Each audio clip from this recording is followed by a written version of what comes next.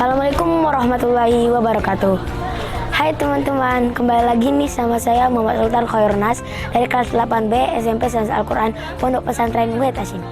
Kali ini saya akan menjelaskan tentang tayamum. Apa sih tayamum? Pada keadaan apa sih kita bisa melakukan tayamum? Dan bagaimana tata cara tayamum? Pada kepo kan dan pada penasaran kan? Let's do the video.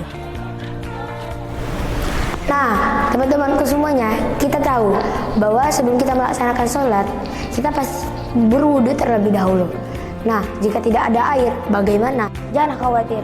Allah telah berfirman dalam surah An-Nisa ayat 43 yang artinya, wahai orang-orang yang beriman, janganlah kamu mendekati sholat ketika kamu dalam keadaan mabuk, sampai kamu sadar apa yang kamu ucapkan. Dan jangan pula kamu menghampiri masjid ketika kamu dalam keadaan junub, kecuali sekedar melewati saja sebelum kamu mandi junub.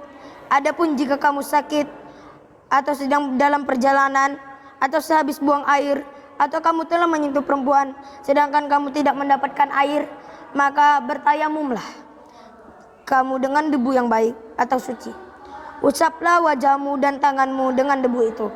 Sungguh Allah Maha Pemaaf dan Maha Pengampun. Nah, dari ayat tersebut kita jadi tahu kita diperbolehkan bertayamum jika tidak ada air sebagai ganti wudhu. Tayamum dilakukan dengan menggunakan debu, mau itu debu di tembok atau di tempat-tempat yang ada debunya, asal harus suci. Nah, ini beberapa keadaan yang memperbolehkan kita untuk bertayamum. Cekidot. Nah, yang pertama, tidak cukupnya air untuk berwudu. Nah, yang kedua, sumber air yang jauh. Nah, sumber air yang jauh yang ditentukan adalah 2,5 km. Nah, yang ketiga, saat keadaan kita dalam sakit.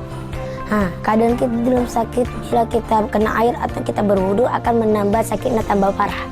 Dan yang keempat, itu kondisi cuaca. Kondisi cuaca yang sangat dingin yang dapat mempengaruhi dalam kesehatan, itu juga wajib kita untuk bertayamum. Nah, selanjutnya bagaimana sih tata cara tayamum? Let's see out. Nah, di sini saya akan menjelaskan tentang bagaimana tata cara tayamum. Nah, yang pertama, cari tanah atau tempat yang berdebu. Dan yang kedua, disunahkan untuk menghadap kiblat, membaca bismillah dan menapakkan dua telapak tangan di debu tersebut. Yang ketiga, usapkan debu ke wajah sambil berniat nawaitu tayamum malistibati sholati lillahi ta'ala. Yang keempat, tempelkan kembali tangan ke tembok namun di tempat yang berbeda.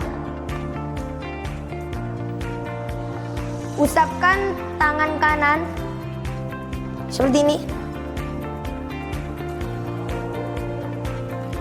dan sebaliknya tangan kiri.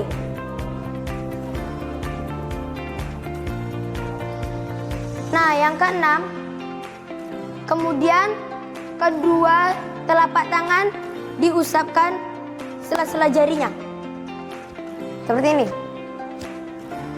Nah, yang terakhir doa. Doa tayamum sama seperti doa wudhu. Bismillahirrahmanirrahim. Asyhadu an la ilaha illallah wa asyhadu anna Muhammadan abduhu wa rasuluh. Allahumma ja'alni minat tawabina wa ja'alni minal mutatahhirin wa ja'alni min ibadika sholihin. Amin ya rabbal alamin.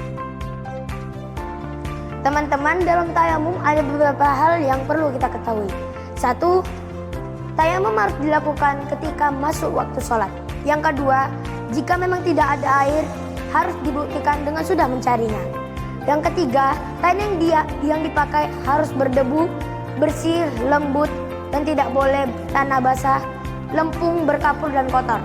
Yang keempat, tayamum hanya boleh digunakan untuk sekali sholat fardu, akan tetapi boleh digunakan untuk beberapa sholat sunnah. Yang kelima, tayamum digunakan untuk pengganti wudhu dan mandi besar.